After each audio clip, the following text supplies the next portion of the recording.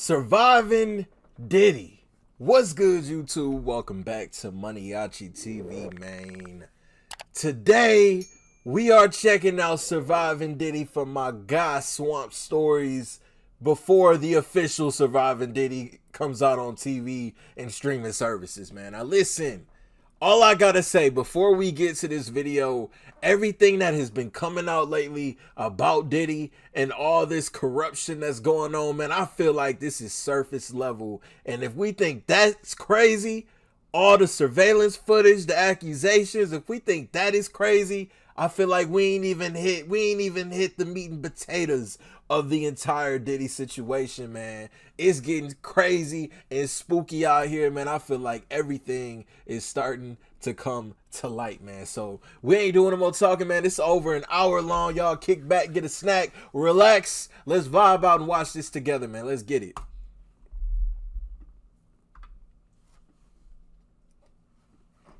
What he's being known for with Cassie, I can only equate to some of the things that I've seen him and Kim go through. Years old. You're a dad now. Would you ever send your kid to Puffy camp?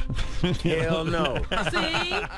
I mean, back in the days when he was like 10 and I was a little bit older, his older brother, we used to fight over the Frosted Flakes. You know what I'm saying? Before pause was invented. You know what I'm saying? But it's my brother for real. We used to actually wrestle off of the Frosted Flakes because he used to always get up early.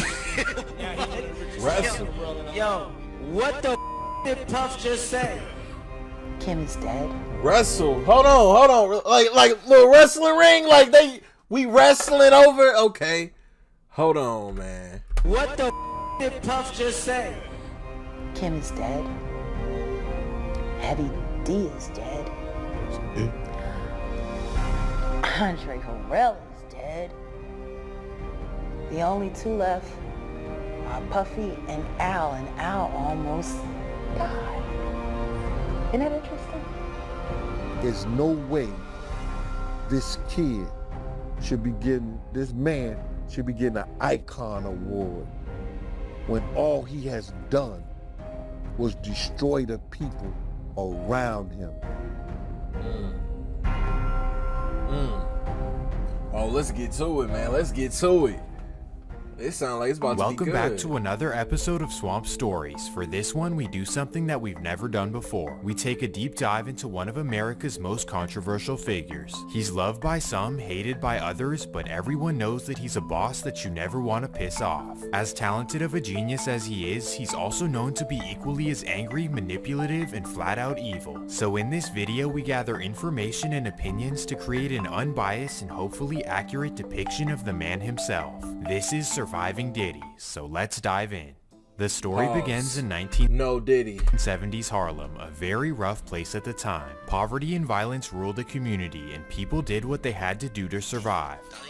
One of these people was Melvin Combs, a man who climbed the ranks as a dealer in Harlem. But Melvin lived a double life, one where he risked his life and freedom in the streets, and another where he provided for his wife and 2 children. But by all accounts, Melvin and his wife did a great job sheltering their kids from the chaotic streets. Sadly though, in the mid-1970s, Melvin would lose his life to a deal gone wrong. Wow, that was on paper, Melvin was just another statistic, one of the thousands in New York City. But to his son named Sean, he was his everything. Sean was in elementary school when his father passed away, and his mother always told him that it was a car crash. Her idea was to shelter him from all things bad, and she even moved him into the suburbs. So in the 6th grade, the family moved to the city of Mount Vernon, and Sean attended a private Montessori school. In many cases, going from inner city to a private school can be a struggle, but not for a young Sean Combs. He was highly intelligent and charismatic, an instant leader amongst boys. So Sean spent the rest of his adolescence in Mount Vernon, thriving amongst his wealthier classmates. After high school, his good grades led him to the prestigious Howard University. There, he became an absolute star in all facets. Oh, he was smart. He joined a fraternity and was known for throwing the best parties in DC. On top of this, Throwing the best parties in DC. Okay, so he started from a youngin.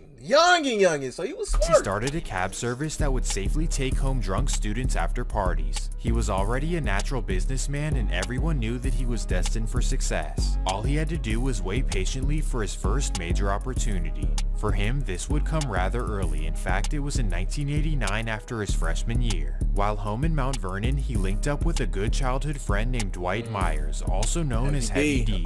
Growing up, Heavy D was like a big brother to Sean, a mentor in many ways. Well, Heavy was a talented rapper, and by 1989 he signed a major deal with Uptown Records. So over the summer, he introduced his friend Sean to the owner of Uptown Records, a respected mogul by the name of Andre Harrell.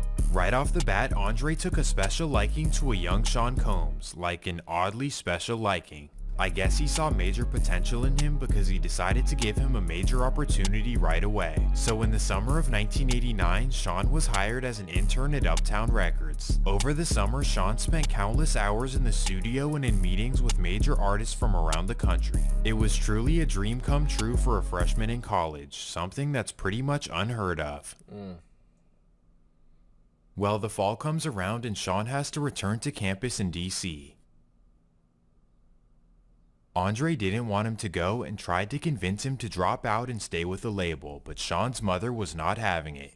So together they came to a compromise. Twice a week, Sean would take the train from DC to New York to be at the Uptown office. This was 4 hours each way, meaning that Sean spent a total of 16 hours a week just to remain an intern at Uptown. This really didn't make any sense. What could he bring to the table that required him to do all of this hassle? Well, you might find out in just a second, so hold on. This crazy lifestyle continued for a few months until Andre Harrell put his foot down. He offered him a full-time job at the label if he would drop out of Howard and return back to New York. Full-time job in college? Like that? And I'm not trying to make an excuse, but it's like, so what's really been going on with Bro and Diddy at this point? For him to move up the ranks like that fast, making a drive like that, you know, most dudes make a drive like that, you know, if it means the ultimate payoff, if you know what I mean. But ain't nobody driving like that, especially for no job. I don't know, man. Sean accepted it and it worked out extremely well. This is because at just 20 years old, Sean was promoted to the vice president of the label. Whoa, now we're all thinking the same thing, aren't we? Why in the world would Andre Harrell promote a 20-year-old to the vice president of his label? The music industry is one of the hardest to crack, and for most it takes decades to get this position. So how did Sean Combs really get this job so young? And that leads us to a little bit of deep diving history. Back in the day, Andre Harrell had a very similar story to Sean Combs. He was another college student in the Bronx hoping to one day work in the music industry. And while in college, he was discovered by a legendary music mogul by the name of Clive Davis. For those who don't know, Clive is famous for founding Arista Records and for being one of the first moguls to come out of the closet. Okay. So this has been going on for generations. Well, Clive took a special liking to Andre and took him under his wing in the music industry. Long story short, in 1985, Andre was given funding to start his own music label, one called Uptown Records. So just like Puff, Andre went out and discovered underground rappers, one of which being Heavy D. So again, this begs the same question: how did Andre get this position at such a young age? Well, according to Sean's former assistant, it's all a power dynamic with Clive Davis at the top. The insinuation is that the boss takes advantage of a young intern and will pay them back later on. I mean, Bro got a whole He has record the ability to manipulate and control people. Why? Most likely because he was victimized by his mentor, who loved to control people. And his mentor was Andre Harrell, who was victimized. Tell us how who was victimized mentored by Clive Davis. Was victimized by Don't tell me Clive. that Andre Harrell got by Clive Davis too. Don't tell me that Andre Harrell got by Clive Davis too. Regardless of the truth, stories like these have always been rumored in entertainment. Essentially, you get taken advantage of by those in power, and that's how you make it in your industry. Then the idea is that over time, the former victims become the perpetrators. Now, of course, these are all just rumors, but Jaguar does get more specific.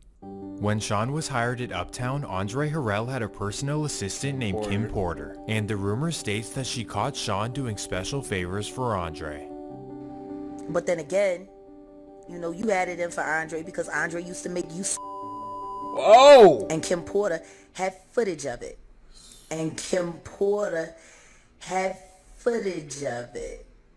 The rumors have never proven to be true, but they will be important later on. Yo. Well, make of all that what you want, but the fact is that Sean's career took off from here. After becoming the vice president of Uptown, Sean truly put his head down and grinded for success. Diddy. He scouted the local underground scene in order to find his first diamond in the rough. This is how he discovered his first artist in 1991, an MC out of Long Island by the name of Craig Mack. R.I.P. Craig was an instant success, but Sean wasn't satisfied with just him. While scrolling through the Source magazine, Sean was intrigued by a rapper in the unsigned hype section. This would be a young rapper out of Brooklyn by the name of Notorious Big. So in March of 1992, Sean got in contact with Big and brought him to the studio. Legend, man. He was blown away by his talent and instantly signed him to Uptown Records. Boom, this was his next Uptown protege. Now I know what you're thinking, but Biggie was a certified street dude and he was not going for that. And that's what I was just about to say, because Big, I feel like as much as Biggie and Diddy worked well together, they made a lot of money together, Big was obviously the face of Bad Boy. No disrespect to Mace or Craig Mack, but Big was the premier talent. I feel like Big wasn't really going for none of that. Did Big see some things? No doubt. I feel like Big had to have seen some things happen that he probably wasn't really cool with, that he probably wanted to distance himself with. But I think Big was the one person that, yeah, he probably told bro, like, nah, I'm not with none of that. It was strictly a business relationship, Yeah. and here is where things get interesting.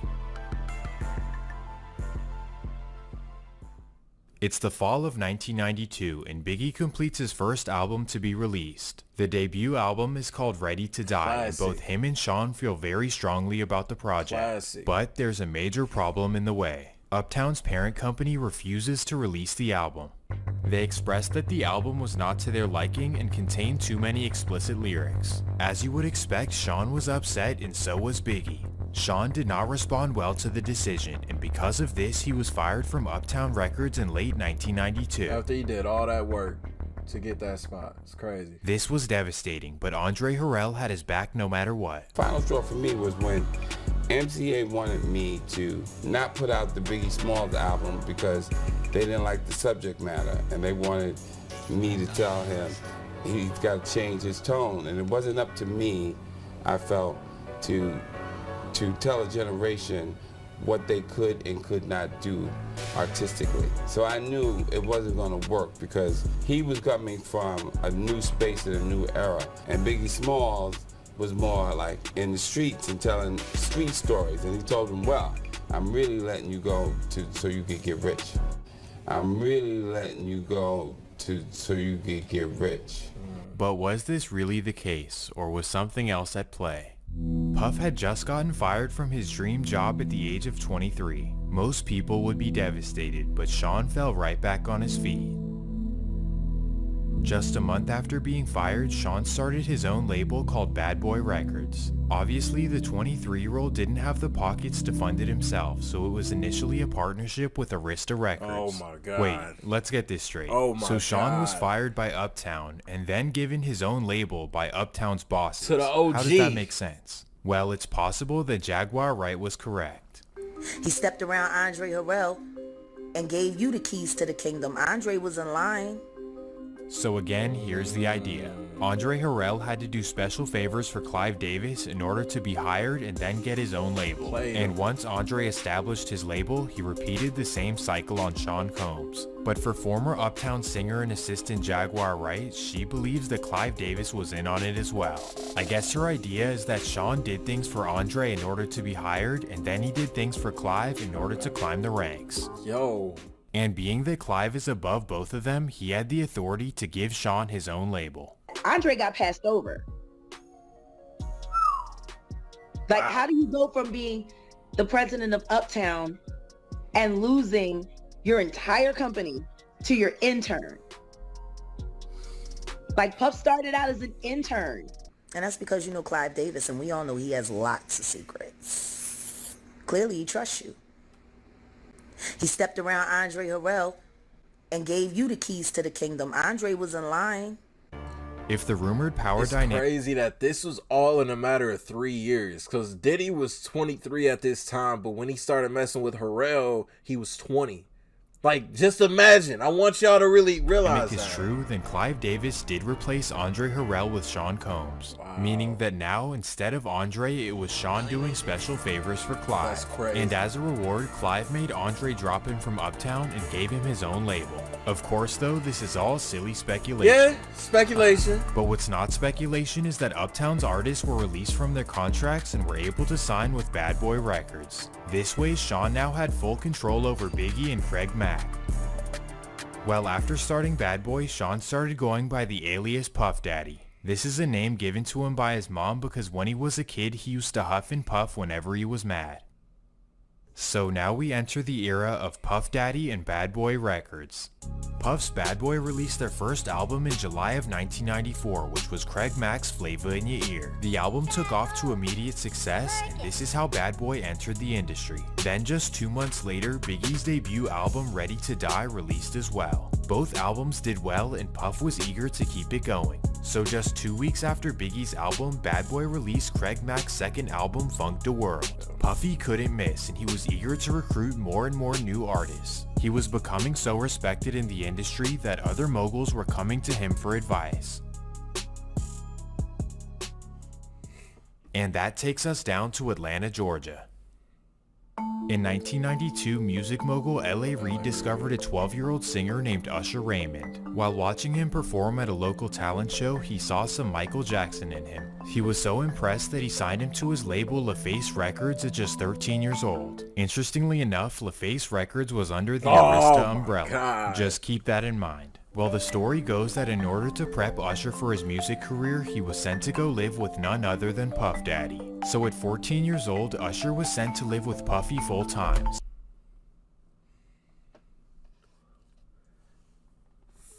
He said he was 14 living with Diddy.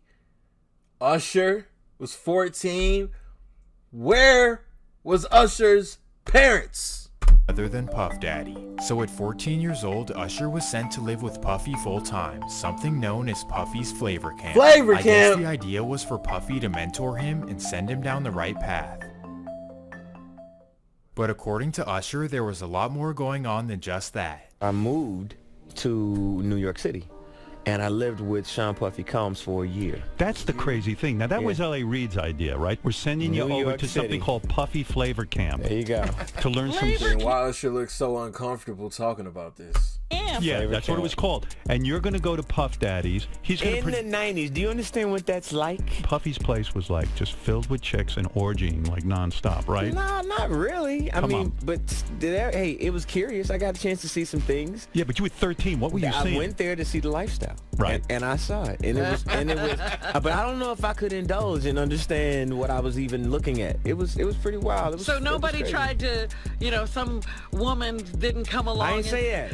Okay. I didn't But say you that. What I did say is that there were very curious things taking place, and I didn't necessarily understand it.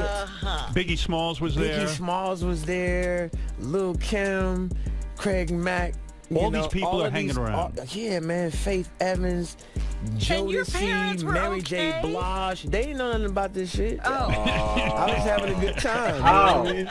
Does he have you doing any chores? Are you doing dishes at all? I mean, to keep you humble somewhat? Or are you just like, can you stay up till 4 in the morning with them and party? I mean, I could. I actually stayed up longer than them.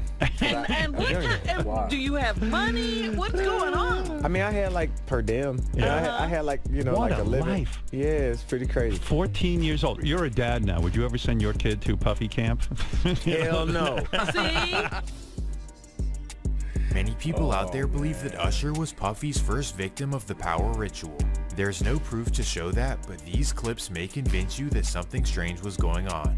I mean, back in the days when he was like 10 and I was a little bit older, his older brother, we used to fight A little over. bit older, bro. You was damn near 30.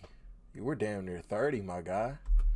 over the frosted flakes. You know what I'm saying? Before pause was invented. You know what I'm saying? But it's my brother for real. We used to actually wrestle off of the frosted flakes because he used to always get up early. Now he's one of the richest stars in the world. And Yo, what the fuck did Puff just say? Nobody's gonna acknowledge this but me. Puff just said we used to wrestle over the frosted flakes, and we're streaming live. That was stupid. Yo, that's crazy. So what do you guys think? Is Usher a part of surviving Diddy, or is this just a silly assumption? Well, now we move on to the next chapter. And I want to say he was because, you know, listen, it was a crazy time. And the industry is already weird as it is. And when you're that young, you're very vulnerable, you're very impressionable, and you got somebody with so much power like Diddy. You know, you just want to make it. I'm not saying that this is how Usher is and that this is how it went, but I'm just saying you want to make it by any means. I don't know. Regardless of all the nonsense, Puff was truly a genius at discovering and developing artists, and in the process he was gaining immense wealth and power in the industry. As you would expect, the success got to his head pretty quickly. By many accounts, Puff grew an obsession with having complete control. He wanted control over everyone around him, even for the silliest things. So here is the first example. The year is 1995 and Craig Mack is eager to continue his success, so he puts together his third studio album, one by the name of Operation Get Down. The story goes that he brings the album to Puff to get it released, but things don't go as planned. Puff allegedly tells Craig Mack that if he wants the album released, he has to fire his manager and then hire a bad boy manager. But Craig's manager is one of his closest friends and has been rocking with him since day one. Because of this, Craig is loyal to him and tells Puffy no. Why did he want Even though it's a silly request, Puffy is pissed because he doesn't have control over the situation. Puff told Craig Mack if he didn't change management, he wasn't with him no more. Craig wasn't getting rid of his management. Craig said, yo, listen here, man, I'm not changing my manager just because you want to. Puff said, yo, I ain't with that kid no more. Not at all. I was right there when he said that. Told Craig Mack, you don't change your management, I ain't fucking with you. Craig stands on his principles and refuses to fire his manager, so Puffy decides to be petty. He completely stops paying him and refuses to release his music. This made things awkward at Bad Boy, as Craig no longer had the power to control his career or his narrative. In this 1995 interview, you can see the awkwardness on full display. Like, Craig Mack could not believe that Diddy would really lie on camera like that. I'm sure you got much things in store for my man. Yeah, definitely. We got a new album we're working on him to drop in January. But Craig you can see the disbelief in Craig Mack's face. What I wonder, like, bro, why ain't Craig just swing on this nigga, man? No way he's saying this. Like, new album, nigga, where? From here, frustrations grew further between Bad Boy and Craig as Craig felt betrayed by his boss. I was your first artist. I was the one who took the risk and signed to your label. And more importantly, I've made you a whole lot of money. And now you're willing to throw away my career over a silly manager. What is going on? But not only did Puff want his career to dwindle, it's also rumored that he wanted him killed. Craig knew what Puff was capable of, so everywhere he went, he rolled around with a blicky, something very risky in New York City. Yeah. He even contemplated getting rid of Puff in order to save his own life. I had a gun in my lap. And I'm sitting there and I'm talking to God. I'm like, Lord, I don't want to do this. But if it comes to getting ugly where somebody's going to be trying to kill me, I'm going to have to do something first or do something to prevent that from happening. I respect that. You got to do what you got to do.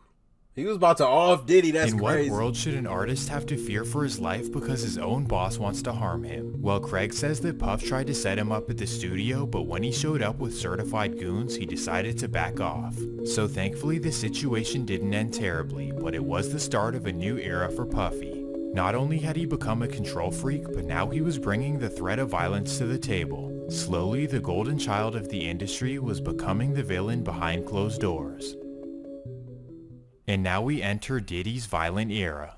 While the Craig Mack drama was taking place internally, a whole nother beef was stewing in the industry. By the fall of 1994, Bad Boy had competition for rap's biggest label, and this would be California's Death Row Records. Particularly, Tupac had become the biggest star in rap and everyone wanted a feature. In this case, Uptown Records producer Ron G wanted Tupac to record a verse for Biggie Smalls. So Pac asked for $7,000 and Bad Boy agreed to pay for the verse. Bro, 7 racks for a Tupac verse is a steal. What? So Pac records the verse with Ron But G. gotta remember it was the 90s, so money was a little different back then. 7 racks, that was real life like 30,000 for real. Then is told to go to the Quad Studios in Manhattan to pick up the money. That's when the shooting happened. And that takes us to November 30th, that 1994. was when the shooting happened. Pac arrives in Manhattan and walks to the Quad Studios. As he's entering the building, he hears some Bad Boy associates yelling his name from the upstairs window.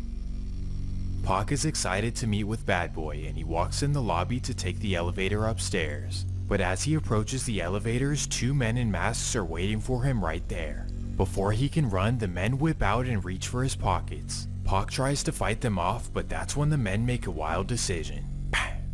While being carried out of the lobby, Pac flips off Notorious Big and other Bad Boy associates, assuming that they set him up. Thankfully though, Tupac would survive his injuries after a successful surgery. And I don't even think Big had anything to do with that. Biggie did not have anything to do with that. Speaking of injuries, if you or a loved one are ever injured, you deserve the absolute best on your side. You're not paying MANIACITV. Hold on, man. Hold on. Let you get your thing, yeah, for the people.com/swamp stories, man. But let's get it. Or just click the link in the description. Well, after the incident, Pac wholeheartedly believed that Bad Boy set him up to be killed. At the time though, he couldn't do anything about it as he had his hands tied with a legal case involving a woman. In fact, the day after his surgery, he appeared in court where he was sentenced to 8 months in Rikers Island. While incarcerated, the national story was that Bad Boy set him up to be robbed. On top of this, Pac did an interview while incarcerated where he said that Bad Boy did it overtly. He claimed that when he was on the way to the studios, Puff kept calling him to see where he was. He wanted to know when exactly he would get in, and that was Pac's main reasoning for thinking they set him up. Because of this, Puff was under major scrutiny and he needed to clear it up. So I started saying what's up to him, I'm about to get on the elevator, and he comes out shot. The Tupac article had me pissed off, you know what I'm saying? Because first of all, he dissed my man, said my man turned his back on him, and I know for a fact that didn't happen, you know what I'm saying? And like the rumors that's spreading is on some tip like we set him up, you know what I'm saying? And that's crazy, If there's any psychologists watching, please let me know why Puff's eyes are having a dance battle. Yeah, he know why. He know exactly why. But my thing is, why would Puff want to get rid of Pac? I get it. That's your biggest competition, but come on, man. More money could be made with 2 of the biggest acts in hip-hop, Big and Pac together. Big was definitely blindsided by this. And I definitely heard about Puff's mean streak. Anyways, Puff was not done clearing the air. In fact, he visited Tupac at Rikers Island to assure him that Bad Boy had nothing to do with it. But was this really the case? Because Puff's bodyguard claims that he let this happen to Pac. The people who knew what was going to happen to Pac was in the studio, was in the part of the Quad Studio with Jimmy Hitchman, and that was Andre Harrell and Puffy. So, Puff knew. Andre Harrell knew. If Gene Deal's perspective hasn't convinced you, then maybe what happens next will. In February of 1995, Biggie released a hit song called Who Shot You, which many people think is a Tupac diss. And one of these people was Pac himself, who felt betrayed and lied to by Puff. You told me one thing to my face, but your actions proved otherwise. To an alpha male like Pac, that was the ultimate disrespect. Well, after the record, all peace was off the table and Death Row cut ties with Bad Boy. I feel like Who Shot You was just a coincidence. That takes us to August 3rd, 1995. Honestly. It's the annual Source Awards in New York City, and Death Row were nominated for Soundtrack of the Year. Of course, tensions are in the air because the show is in New York, and everyone is curious if anything will happen. Well, Death Row wins the award, and Suge takes the stage. First of all, I'd like to thank God. Second of all, I'd like to thank my whole entire Death Row family on both sides, you know what I'm saying? I'd like to tell Tupac to keep his guards up. We ride with him.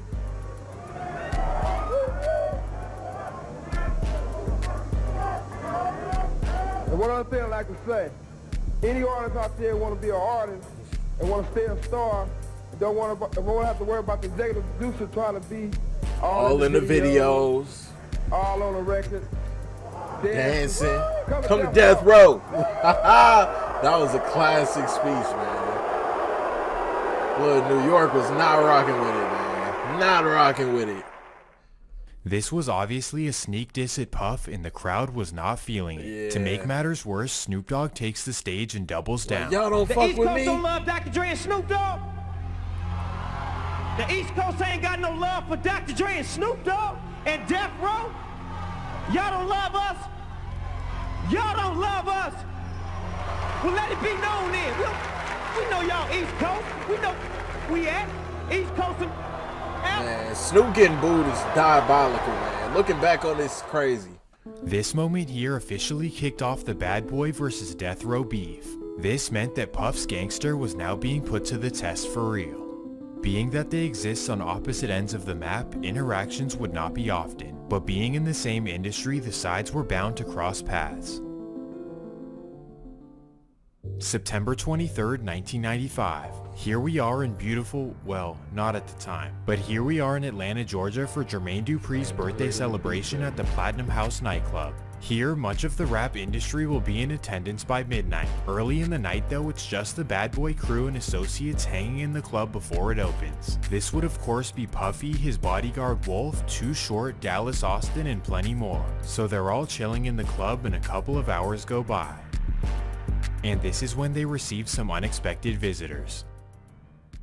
At 10 p.m., the Death Row crew arrive at the Platinum House parking lot. First, a Death Row associate named Big Jake walks in the club to scope it out. He then looks around and sees Puff Daddy and Jermaine Dupri sitting at a table in the corner.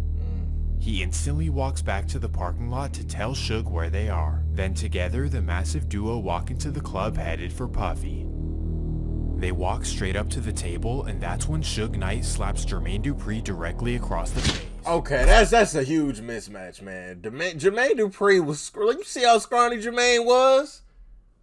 Boy slapped him so hard he ended up in Mississippi. He left Atlanta. This is simply to get to Puffy, who's standing right behind him. Suge then grabs Puff by his arm and brings him in. He begins yelling at Puff, but that's when Wolf gets in between them. He tells Suge it's not gonna go down like that. So it turns into a brawl and they're all escorted out of the club. After all this, Suge and Puff actually hug it out and squash the beef.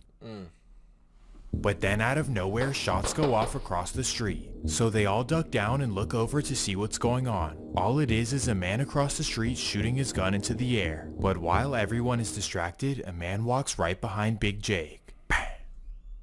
He killed him? Killed him? We own the club, the Platinum House. I had been at Jermaine Dupri's party and I seen Jake, and he was looking for Puff and they was looking for Jermaine them there. And I didn't see them at their own party. Jermaine Dupri, his security, Puff with Wolf. And Jake looks in and see these guys. Suge came back. Boom, boom, boom, boom, boom, boom, boom. He came right in and slapped the out of Jermaine Dupri. And Puff was standing right there and he snatched Puff with one hand. Suge had him with one hand and was shaking him. Then Wolf reached over and grabbed him. Shit ain't going down like this no more. Standing there, Suge's in front of with Puff. They walk to the limo. All of a sudden, somebody started shooting across the street. And I could see the dude just busting. Pop, pop, pop, pop, pop. They were called the play for the overlay. They started shooting across. Wait, hold on. I think Wolf killed Big Jake, right? I don't know. I feel like I heard this somewhere before. Street to make everybody look. We looked. The dude came out of nowhere and just touched Jake. And Jake was about 400 pounds. Big Jake was Suge's best friend and Death Row's security wherever they went. So this loss was devastating. I thought Wolf got arrested for some shooting though. So it wasn't at this point then. Death Row, but they had no idea who did it. But then a few days later, 3 witnesses reported that Puff's bodyguard Wolf was the assailant. Yep, Whoa, okay. Did Puff's bodyguard take out Suge Knight's best friend? Okay. Well, about a week later, Wolf was arrested for the incident. So, does this mean that Puff ordered the hit of Suge Knight's best friend? Death Row definitely assumes so, but Wolf was able to beat his case about a year later. In the meantime though, the beef was up. With Tupac shot and now Big J killed, Death Row was looking at Puffy like an absolute menace. And coincidentally, not too long after the loss of Big Jake, Tupac was released from Rikers Island. As soon as he got back to LA, he hopped in the studio and recorded Hit 'Em Up. Classic. One, if not the most disrespectful song in rap history. He dissed Biggie by saying that he smashed his girl and pretty much obliterated the whole bad boy camp. Crazy. As you would expect, Puffy was pissed. But at this time he felt invincible, so he decided to do the unthinkable. He decided to schedule a bad boy tour on the West Coast from Seattle down to San Diego. However, he knew that the tour was a risk, so he decided to tap in with his best connection in LA. This would be a man named Keefy D, who he met at a hydraulic shop in Compton. Essentially, in 1994, Puff asked Keefy if he could borrow one of his cars for a video, and they locked in from there. He had called up our hydraulic place and asked to use a lowrider. But Keefy wasn't just a car guy, he was also a high-ranking member of Compton's Southside Crips. So naturally, when Puff announced his tour, he hired Keefy and the Southside Crips to protect him. He had a West Coast tour coming up, but Zipper came pick me up. We rolling up Greenleaf in our neighborhood, and his phone ring, boom, and it was Puff. And he like, you think it's cool to come out here and do concerts? I'm like, why it wouldn't be cool? Just let me know the dates and give me some tickets. We had the Crips there, but Keefy I see he was trying to play us man. against each other. Crips, Bloods, you know what I'm saying? Sugar, Blood, we the Crips. So behind the scenes, Puff was potentially creating a beef between Compton Crips and LA Bloods. That's crazy. I guess he played it smarter. Dude with the red, I get the blue. Well, thankfully nothing happened and the tour went smoothly. But later that year, they would run into each other at the Soul Train Awards and they would have a standoff backstage. Allegedly, Tupac and Suge pulled up on Puffy. You hear the door go boom, and then you see Tupac with Suge and about 1,000 Bloods and Crips walking down the middle of the auditorium, just screaming because Big them had just went off. So just imagine Tupac coming, walking down the aisle, walking up the steps, and just walking into the back. It wouldn't have been too good if they got hold to him, because they couldn't have handled what they had with them at that time. Like, nah, they were totally outnumbered. Damn. Puff felt embarrassed and disrespected, and something needed to be done. So allegedly that next night, he took Keefy D out to dinner on the Sunset Strip. And there, according to Keefy, Puff offered him $1 million to get rid of Pac. He and Puffy are at this place called Greenblatt's Deli on Sunset. And he tells Keefy D, man, I just need you to take care of this situation with Suge and Tupac. Keefy, he's claiming that Puffy offered him $1 million to kill Suge or Tupac? Both of them. Yeah, both their names came up. This nigga did it for free. Like, what the fuck? $1 million in 1995 is equivalent to over $2 million today. And to a Compton Crip who's probably broke, this is life-changing money. So this wasn't the Vegas incident. I want to be clear. I still think Orlando Anderson was the one that killed Tupac. Everybody got their own opinion on it, but I think Orlando did it. This is actually true, then Puff is a cold man. Because there's no way in the world that any gang member would ever turn this down. And Puffy knew this. It was only a matter of time. $1 million is crazy. September 7th, 1996. So this was that. It's a big day in Las Vegas as Mike Tyson is set to fight at the MGM Grand. Of course, for the big fight, all of the celebrities are in town, including Tupac. Well, it's the afternoon and everyone is having fun before the event. Particularly, Tupac and Suge Knight are walking through the casino lobby. So Keefy didn't do this for free. This was the $1 million hit. But so what was this whole thing about the brawl then? That's when they're approached by a man who's being disrespectful. Orlando This would be Anderson. a young man named Orlando Keefy's Anderson, nephew? first cousin of Keefy D and fellow Southside Crip. Yeah. Well, the story goes that he disrespects Pac and Pac socks him in front of everyone. Yeah. Orlando is furious, so he goes and gives a statement to police. Tupac punched me. Then he meets up with Keefe D and tells him about what happened at the casino. So Keefe and Orlando sit in the hotel room thinking about what they can do. So Keefe wasn't gonna kill Then they Pac get a that call night. from a very important fact.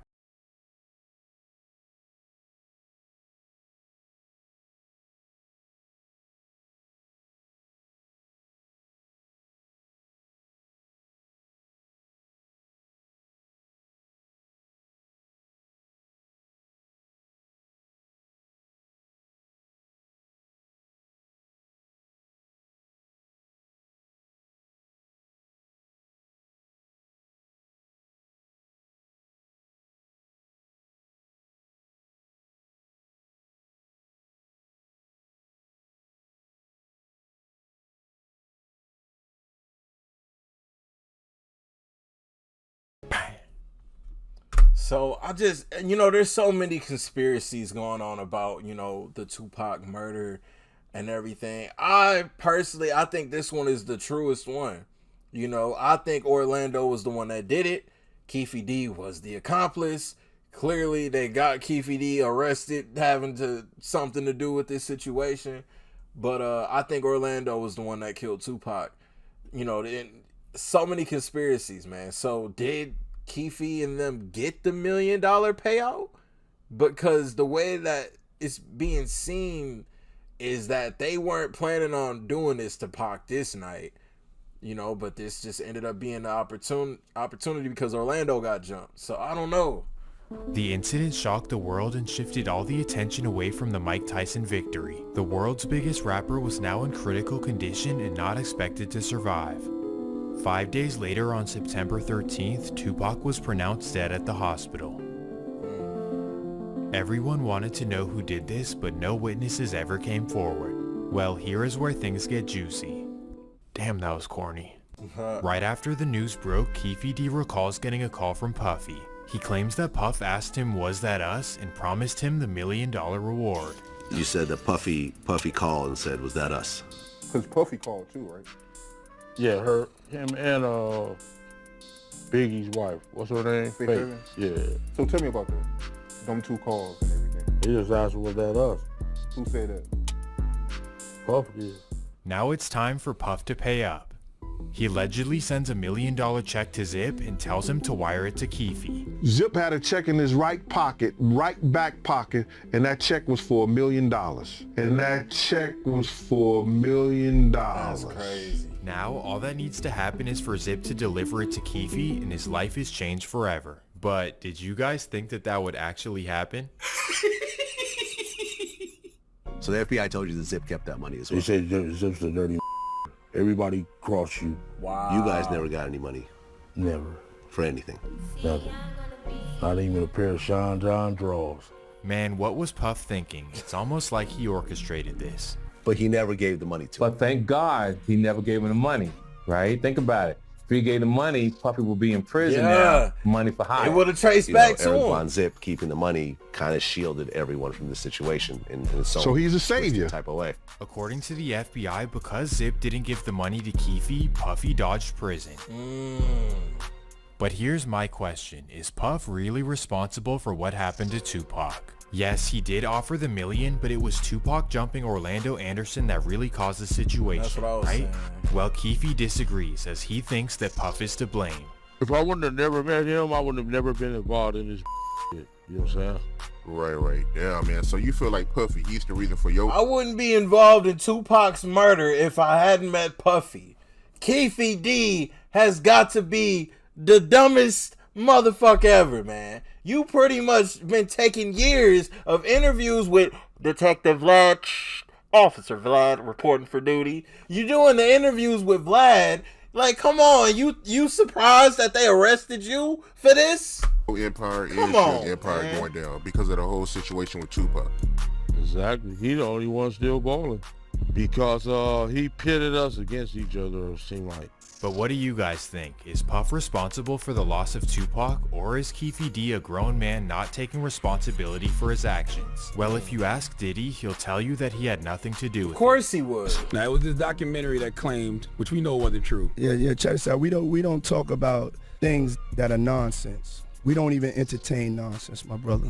So we not even going to even go there, with all due respect, but it's nonsense. Which we never believed, by the way. Yeah, thank you. Like, thank God they don't. Regardless of what you believe, the truth is that Puff was becoming the boogeyman of the rap game. With Big Jake and now Pac gone, Puff felt like nobody could mess with him. His violent ways were just starting, that takes us to the next chapter of the story. After the passing of Tupac, Puff went about his life like nothing had happened. But for whatever reason, his bad boy artists were not so secure in their ways. In fact, they were very cautious of their whereabouts and made sure to avoid California at all costs. Eventually, now you got the Bloods and the Crips that you didn't pay.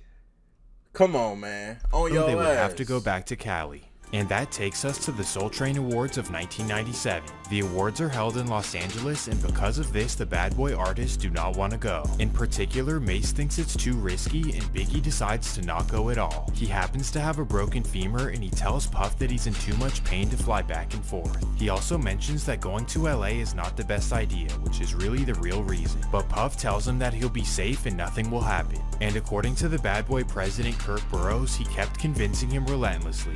We could not go, but Biggie did have an inconvenience. He had a car accident, I think it was in Brooklyn, maybe downtown Brooklyn.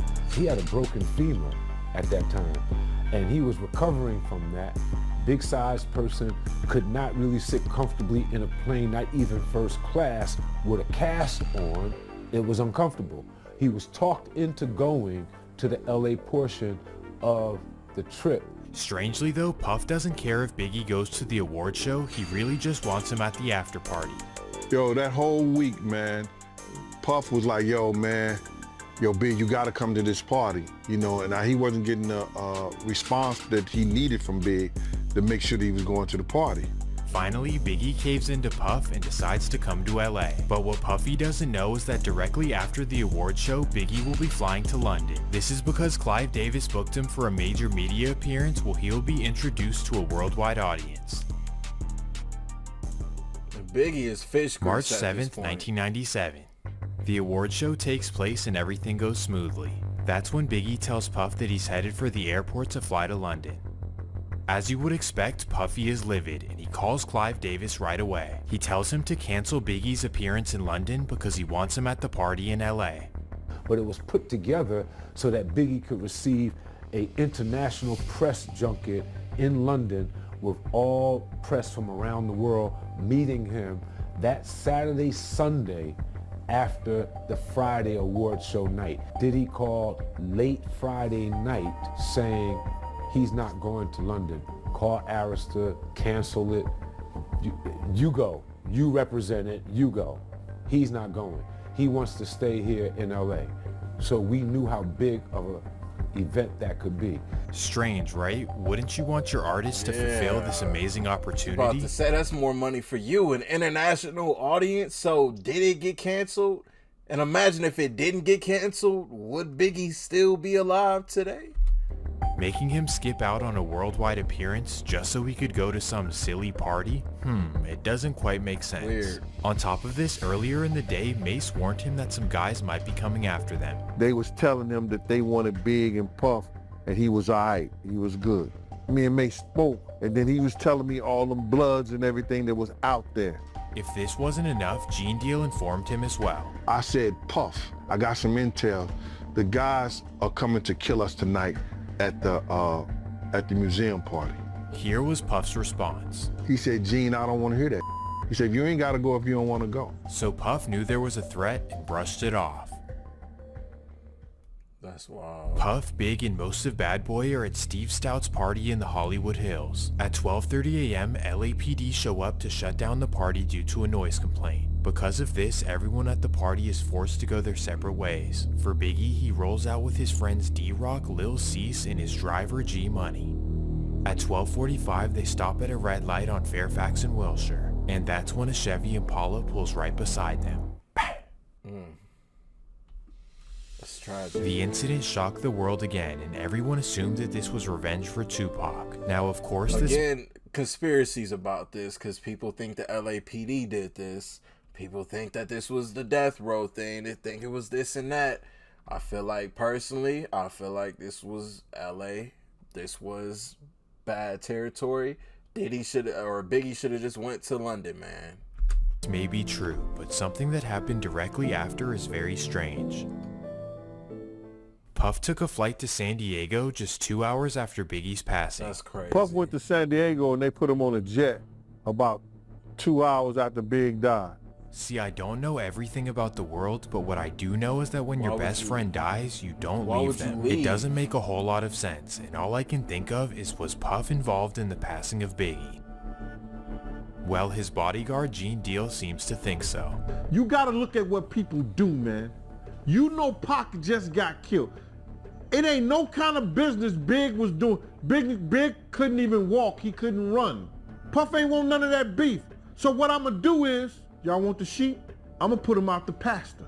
Catch him if you can. If you the wolf, if you got that wolf in you, catch him if you can. Why in the hell you would put your man in a situation? There's plenty of places Big could have been. Why the West Coast? Did Puff sacrifice Biggie in order to stop the beef on the West Coast? You guys tell me. Pretty much the streets need a body situation. There's no way that Puff would do this to his closest friend and main artist, right? I mean, after his passing, he even released songs to commemorate him. Not to mention that he spoke highly of him in interviews as well. And as far as my theory, it would be inadequate for me to speculate. I would just be like everybody else to speculate on who did this or why it was done. I mean, one thing I do know is that it was evil, it was ignorant, and it hurts, you know what I'm saying? What has it been like emotionally for you? I mean, it's a tragedy. Seeing a close friend like that gunned down. What have you been going through? Honestly, you know, it's been hard. I mean, that's the only way I could describe it, you know? See it. When it wasn't supposed to be. You like flew to San Diego. Let's talk about that. Tupac Shakur's death about 6 months ago kind of showed how vulnerable rap artists are. Yes. Did Biggie at all feel that his life was in danger? He never told me, I can only speak, he never told me he felt that his life was in danger. We always, me and him, we always had conversations, and I'm very close with God, and through our relationship, I was trying to show him how God is his friend, and he was taking in God as his friend, you know, and it was a gradual thing. After seeing this interview, are you guys convinced that Puff had nothing to do with it? He has a... Who knows, but wow is all I have to say. But I'm not the only one who feels uneasy. In fact, Bad Boy's second biggest artist felt sick to his stomach. In the height of his rap career, Mace decided to leave Bad Boy and to become a pastor. His relationship with Puff had fallen apart, and they've been arguing over money ever since. And it makes sense. Mace leaving to become a pastor. Can you imagine the things that he probably knows about Diddy and about this whole situation?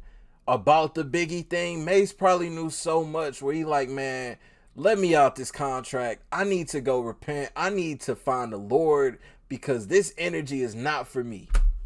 So with Biggie and Mace gone, Bad Boy was falling apart at the helm. But leave it up to the genius of Diddy, he would quickly replace their talent. In 1998, Puffy would discover an East Flatbush rapper by the name of Shine Poe. Shine was brought to him by DJ Clark Kent, and he was so impressed that he signed him to a major deal on the spot. The deal was worth millions of dollars, and Shine was given 3 cars and 2 homes. Shine was Diddy's new protege, and it was working out really well. They were quote-unquote best friends, and Puffy had him rolling with him everywhere. Maybe he was a changed man, and this was the artist he was not going to fall out with. Or maybe Sean Combs just is who he is. December 27th, 1999. It's a big night for Shine as his debut album is finally finished and it's ready to drop after New Year's. So to celebrate, Puff takes him out to Club New York in Times Square. It's Puffy, his bodyguard Wolf, the infamous J-Lo, and of course Shine. As they're strolling through the club, Puff accidentally bumps into a man named Matthew Allen, also known as Scar. This is bad because Scar happens to be a notorious street dude from Brooklyn. Well, he instantly turns around after being bumped and sees who it is. He then decides to make a scene and starts yelling at Puff in front of everyone. Then, according to witnesses, he threatens Puff and even threatens Shine as well. He then does the unthinkable. He grabs for his waistband and all hell breaks loose. Shots ring out and everyone runs outside the club. 3 people were injured in the incident, but thankfully everyone made it. But here is where things get interesting. In typical New York fashion, Scar went straight to the police. He told them that both Puff and Shine targeted him. So the next morning, Sean and Shine were both arrested. Could this be the incident that finally takes Puff down? Puff hired the 2 best lawyers in America, Johnny Cochran and Ben Brofman. But of course, Bad Boy did not provide a good lawyer for Shine. Either way, both of them were facing major time in New York prison. So here's how it went. For Puffy, his amazing lawyers worked hard and he was found not guilty on any charges. For Shine though, his case went completely differently. Yeah, I think he got 10 years for this. He admitted to letting a shot off in the air, but says that he was not the one responsible for the 3 victims. However, the jury didn't believe him and he was sentenced to 9 years in prison. That's crazy. Took the fall. Shine felt betrayed by Puff during the trial. That's because in his eyes, he saved Puffy's life and Jennifer Lopez's. On top of this, he claims that Puffy sent a witness to testify against him in order to take the blame off himself. People probably have the impression that you're just consumed with the idea that, you know, justice wasn't served here and that somebody turned his back on you. It's not a matter of, you know, turning your back on me. Like, how do you call a witness to testify against your comrade? But I'm facing 25 years, and you looking at probation. Yeah, those are the things that, you understand, are unacceptable. You don't have to hold my hand. You don't have to do nothing, but don't try to hurt me. Where, you know, he calling the witnesses, you know, to do me dirty, then you understand that, you know, well, man, if these guys is working for him, because I went to the judge like 3 times complaining about inefficiency with my lawyers, because they was just dumbing out. So now, that's messed up though, man. So Diddy calling a witness on his own artist just to take the weight off of him. Shine went 9 years, and I think he got deported out of the country because of this, man. And I feel like in all actuality, man, you know, if this is your guy, your right hand, man, you gotta stand by him. I think Sean, he took the time like a real G, man. That's all I gotta say. Did Puffy sacrifice Shine so he could dodge a prison sentence himself? Well, of course, Gene Deal seems to think so. And Shine know he had put people up to testify against him and all that. Ain't no way somebody gonna send me to jail for 10 years when we all could have walked away. Facts. Shine know what I'm talking about. If this is all true, then it's another example of Puffy being disloyal to those he calls his friends. It seems like everyone else is disposable when his ass is on the line. Or you could look at it like this. In his defense, he had a lot on the line and he did what he had to do to be free. Either way you look at it, this is a major stain on the story of Sean Combs. After he won his case, Puff decided to wash away his past and start with a new persona. So the first thing he did was change his stage name to P. Diddy, or Diddy for short. Some interpret his name change as him trying to leave his old ways behind. Puff represented how angry he was as a kid, and anger led to so much destruction in his life. P. Diddy would now be the level-headed businessman, or at least that was the plan. After all of this drama and loss, he wanted Bad Boy Records to restart their success. But now without Craig Mack, Biggie, Mace, and Shine, Diddy needed some new talent. So of course the musical genius went out looking for his next star. Diddy's strange recruiting tactics. First, he wanted to sign a talented underground rapper by the name of 50 Cent, but 50 recalls that he believes his strange recruiting tactics, like possibly Clive Davis, Andre Harrell. Hey, 50 knew off rip. 50 knew. West Coast rapper Exhibit had a similar story as well. I heard you tell a story before about how Puffy, he took you to a club before and you seen a whole lot of men kissing and you seen a whole lot of weird stuff going on. Man, I ain't gonna touch that man. It's been talked about. Shout out to Puffy. Love, you know what I'm saying? All good. We gonna leave that alone, man. That shit put to bed. Done. Now these two stories could mean absolutely nothing, and that's why I really didn't even want to include them. But this next part is pretty crazy. The year is 2003 and Diddy is looking to sign new artists. But in this case, an artist comes to his desk looking for a deal. This would be New Jack City actor and R&B singer Christopher Williams. Long story short, Christopher got a deal from Bad Boy, but how it happened is the real story. According to Jaguar Wright, the old rituals came back around. She claims that Diddy's lawyer walked into his office and witnessed Christopher Williams giving him favors. I think it was like 03. There was a young woman. She's a lawyer. Or at least Topping a nigga off for a 360 deal is wild. she was.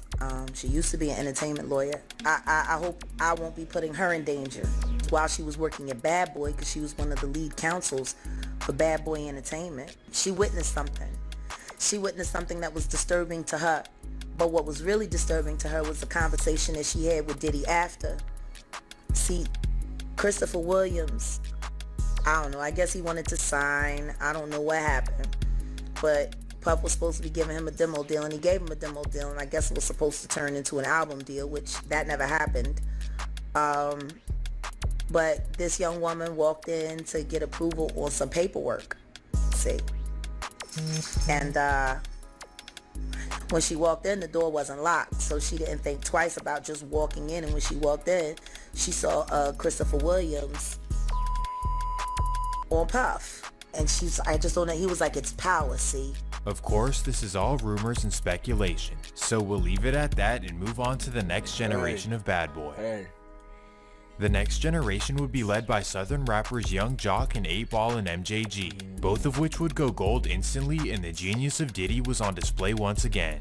And finally, with these two, there was no rupture between Diddy and his artists. However, just because things went smoothly with them does not mean that was the case with everyone else. So now we focus on another facet of his life. We enter the chapter of relationship abuse and drama of Diddy. So here is where things get really dark and scary. It all began in 1994 when Diddy got in a relationship with Kim Porter. When they first met, Kim was married to a singer named Usher, and they shared a son named Quincy. Well, once the relationship with Usher fell apart, Kim got together with Diddy and they had children of their own. Diddy also adopted her son Quincy, and everything looked like peaches and cream from the outside looking in. But internally, the relationship was on and off for years and rocky to say the least. In fact, the people around them say that Diddy was manipulative, controlling, and abusive towards Kim. Apparently, the relationship was terrible, but they stayed together for the sake of the kids. However, enough was enough, and the couple officially went their separate ways in the early 2000s. In any bad relationship, separating is always the healthiest thing to do. Diddy moved on to new relationships, and so did Kim. Kind of. During their separation, Diddy's controlling instincts could not hold back. As we now know, when something is out of his control, he absolutely freaks out. Even though he moved on to other women, he could not handle Kim seeing other men. And this is when the Diddy relationship mania truly starts. According to Bad Boy artist Mark Curry, Diddy began tapping her phone to know who she was talking to and where she was. Anytime a man would go out his way to wiretap someone's phone or put taps in their homes just to monitor their conversation, that's a sign of insanity. He know everything she doing. As Diddy allegedly overheard all of her conversations, he was bound to hear something that he didn't like. That day would come, and it would definitely not be pretty. While listening to her conversations, he overheard her flirting with a man named Shakir Stewart. For those who are unfamiliar, Shakir was a respected lawyer turned record label executive, and at this particular time, he was the head of A&R for L.A. Reid's LaFace Records. Well, when Diddy overheard his relations with Kim, he allegedly went ballistic. According to lawsuits, Diddy was so mad that he tracked them down and even assaulted them. First, he targeted Shakir Stewart himself. That made him so mad at Shakir Stewart when he went to L.A. Reid party, hit him with the chair. This is bad, but not even the worst part about it. Allegedly, he also broke Kim Porter's nose. Speaking of Kim Porter, and it's crazy because with the footage that came out with Cassie in the elevator, you know, it's not helping the allegations on these stories, man. It's starting to ring a little more true. Shakir Stewart himself. That made him so mad at Shakir Stewart when he went to L.A. Reid party, hit him with the chair. This is bad, but not even the worst part about it. Allegedly, he also broke Kim Porter's nose. Speaking of Kim Porter, because you knew Kim Porter, is it true that Diddy broke her nose? Bust her nose, man. So when you see someone doing that, you can imagine everything else they do. They tried to make it seem like she slipped and fell. That's some whole ass shit. She slipped and fell and broke her nose. Nah, the truth was she slipped and fell and landed on his fist. If this is true, then that's just flat out terrible. And to make matters worse, it's said that Diddy had a deep hatred for Shakir Stewart even after all of this. Now, I can't prove anything, but something very strange would occur in 2008. On November 1st, 2008, Shakir Stewart was found inside of his Georgia home. What? According to his friends and family, Shakir was acting paranoid and unusual in the days before his passing. Every time he called me, he was like real melancholy, you know, subdued. He was in a kind of state of paranoia. He was indicating that he was being pursued. He was looking out the windows. He was indicating that he was being pursued. He was looking out the windows. The situation is very that's scary. Mysterious, but I'll leave it up to you guys to determine what you want. Well, now we veer off into another Diddy relationship. In 2005, Diddy found his next bad boy protege. This would be a singer out of New Jersey by the name of Cassie Ventura. Diddy's genius revealed itself once again as Cassie was a success right off the bat. In 2006, she released hit songs Me and You and Long Way to Go and instantly became a household name. But Diddy saw more in her than just music. In fact, he really wanted to date her. So in 2007, a 38-year-old Diddy and a 20-year-old Cassie entered a relationship. The sweethearts of the industry. In front of the cameras, everything looked glamorous. But behind closed doors, things were worse than you can imagine. According to Cassie, this is when her life became a living hell. First, she claims that Diddy was physically violent. Of course, this is horrible, but the next part is even crazier. She claims that Diddy forced her into relations with other men, all while he watched. What the actual... Well, by 2012, Cassie had enough and decided to take a break from the relationship. As we know from the Kim Porter experience, this could only mean trouble. After leaving Diddy, Cassie began talking to superstar rapper Kid Cudi. And if you know anything about Cudi, you know that he's probably the chillest guy you could ever meet. Regardless, Diddy's jealousy and control issues ran rampant once again. According to Cassie, Diddy threatened Cudi and said that he would blow his car up. Blow the nigga's car up. It's just insane. That is wild. That is wild. And what do you know, not too long after this, Cudi's car was set to flames in his driveway. Wait, for How real? I know this? Well, Cudi actually confirmed it himself. Nah, I heard the rumor that he wanted Cudi's car blown up. I didn't know his car actually got set on fire. But the jealousy does not end here. Obviously, Kid Cudi and Cassie did not last and they both moved on. Regardless, Diddy was still all up in her business, allegedly tracking her every move. And that leads us to an even crazier story.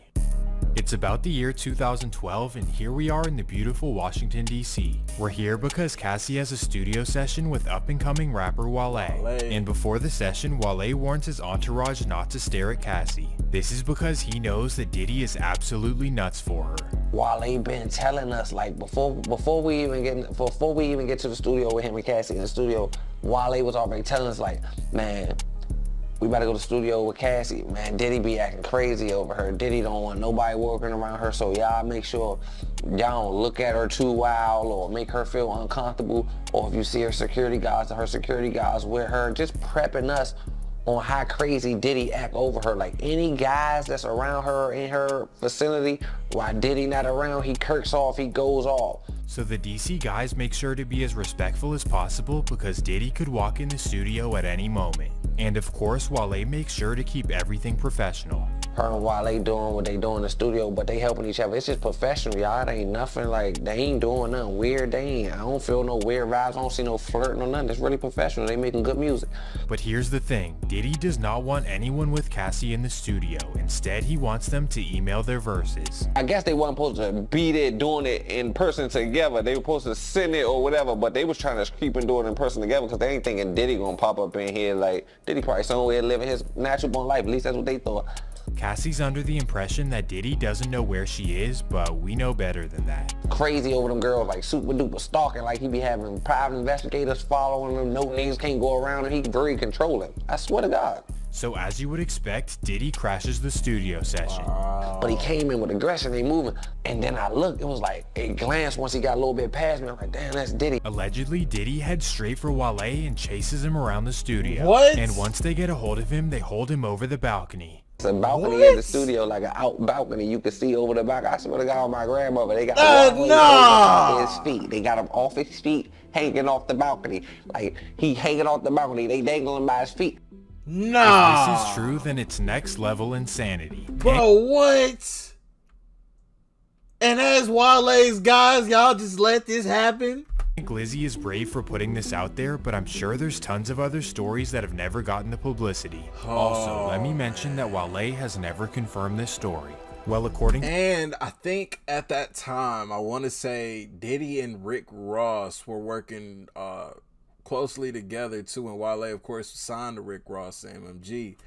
To Cassie, these sort of occurrences lasted for years after this incident, and she was finally able to break up with Diddy in October of 2018.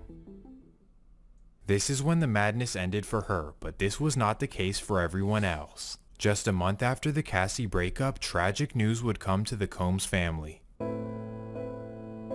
On November 15th, 2018, Kim Porter was found in her Los Angeles home. The news was shocking as Kim was such a beautiful and healthy person. Everyone was hurt and confused as the cause of death was not announced for months after the incident. On January 25th, it was officially announced that pneumonia was the cause, but it usually doesn't take that long to figure it out. And here is where the controversy begins.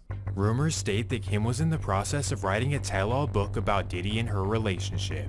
Kim Porter was working on a book before she died. But wait, this doesn't make any sense. She died of natural causes, so what does a book have anything to do with it? Well, Jaguar seems to believe that this is a lie and that they covered up the true story. Kim died from pneumonia, but there's the first coroner's report that said it was ruled a homicide and they found toxins in her body to prove that she had been poisoned. You know, they have poisons that create heart attack and pneumonia-like symptoms. Now these are some serious claims, so now let's do some investigation. Firstly, the claims that it was initially ruled a homicide have not been proven. However, the fact that it took months to get a ruling is very unordinary. And because of this, a celebrity coroner named Ed Winter was asked to investigate. So, what did Ed Winter find? Well, he didn't find anything, but not for the reasons you'd think. Ed would sadly pass away of a heart attack not too long after. Are you serious? What? And as you'd imagine, Kim Porter's case has not been opened since. What do you guys think? Is Diddy powerful enough to take out Kim and Ed Winter? Make of all that what you want, but now we move on to another mysterious case. On May 7th, 2020, Andre Harrell was found in his Hollywood Hills home. The passing was ruled as natural causes as a result of heart failure. Now again, why would this be mysterious? Well, Jaguar has her suspicions. She got all the Andre was writing a book right before he died. Okay, so she thinks it's another book, but she also thinks that Diddy always had it in for him. You know, you had it in for Andre because Andre used to make you I don't know. What do you guys think about this one? Is Diddy responsible for Andre Harrell? Now guess what? The mysterious cases do not end here. Now we focus on the legendary singer I'll Be Sure. Apparently, Al was working on a documentary of Uptown Records and his own life. Well, one day while he was at work, he mysteriously collapsed. He fell into a coma. Well, he had a catastrophic medical emergency, but he is back. I mean, there were so many things going on to the point where they were considering sending me to hospice. And what people don't truly understand unless you've been through this type of medical journey is taking for granted breathing, tying your shoes, speaking. Again, Jaguar suspects that there was foul play. And Al B. Sure was working on the documentary of his life. And then he goes into a coma. I don't know about this one, but again, what do you guys think? But then what was the Jamie Foxx thing too? That Jamie Foxx had something, we know the medical emergency that Jamie Foxx had. Man. It is interesting though, through all the situations, it seems like Diddy is the only one to always make it through. From Pac to Biggie to Shine to Kim Porter to Andre Harrell and to I'll Be Sure. Could all of this be a coincidence, or is it a case of surviving Diddy? You guys tell me which ones you believe. Firstly, is Diddy responsible for the loss of Tupac? Secondly, is it possible that he sacrificed Biggie? Thirdly, did he betray Shine and kick him to the curb when things got sticky? And for the rest of the list, is it because they had information that he didn't want to get out? The survivors and the late of Uptown Records, they were all writing tell-all books. And she believes that the monster was created when Diddy was allegedly victimized. See, what Andre did to you, it could have stopped with him. But you like the power too much. So all you did was emulate what Andre Harrell did to you. See, you were a victim, and then you became a victimizer. And that's what you chose. After all these years, will Diddy ever pay the price for the things that he allegedly did? Well, probably not, because he is smarter than anyone he ever encounters. Like, I will say this, Diddy is a legitimate genius. If he took an IQ test, I promise you he'd be at the very top. Regardless though, Cassie would finally come forward against him on November 17th, 2023. This is when she came forward with a major class action lawsuit accusing him of all kinds of crazy stories. Everyone was shocked, like, whoa, Diddy is cooked. But even with this video of Cassie, man, like, we gotta keep a watch over Cassie. This stuff just came out a couple of days ago, man. I don't want anything to happen to anybody else. This is crazy. In just 24 hours, Diddy settled the lawsuit for an undisclosed amount. Many people estimate that the payment was over 8 figures. Diddy will most likely never go to jail, but not everyone around him can say the same. In particular, after telling everything on YouTube, Keefe D is now a wanted man. It's becoming more apparent that Dwayne Keefe D. Davis likely talked himself into his own indictment nearly 3 decades after the murder of Tupac Shakur. We now know more evidence considered by a Clark County grand jury in returning an indictment against Dwayne Keefe D. Davis. It consists mainly of Davis's own words gathered over the past few years from interviews he gave. I got no reason to lie. Wow, wow, wow. You'd think that with all the crime in Vegas, they'd have other things to focus on. But in their defense, Keefe D did make it really easy. All they had to do was look on YouTube. But here's the real question. Will Diddy get arrested in the case as well? Given the fact that Keefe did say that Diddy put $1 million on Tupac's head, it's definitely possible. However, he may be saved by Eric Von Zip's decision to keep the money. Personally, I can't see him getting arrested, but only time will tell. Well, this might be my favorite video that I've ever made, and I hope you guys feel the same way too. So if you want to see me make another video like this, let me know in the comments what you want to see. That's crazy. Oh, man. That was a long video. Do I think Diddy's going to go down for the Tupac thing? No. I feel like Keefe D's not going to say anything. He's not going to talk. But I am a strong believer, and especially with what we've been seeing the last few days with that footage of Cassie in the elevator, I'm a strong believer that what's done in the dark always comes to the light. You could escape it for a year, maybe 10, 20, 25 years, but it always comes to the light. You will never be able to escape it. Ever be able to escape it, man. And if these things are true, a lot of this is alleged, but damn it, it's hard to argue against this stuff, especially at this moment. But if this is all true, Diddy, it's over. Y'all let me know what y'all think about this, man. Surviving Diddy. Link down below in the description will lead y'all right to this video for y'all to check it out in its entirety with no interruptions. If you are new to the channel, hit that subscribe button for me, and until the next video, I'll see y'all then. Thank you for watching MANIACITV. I'm out.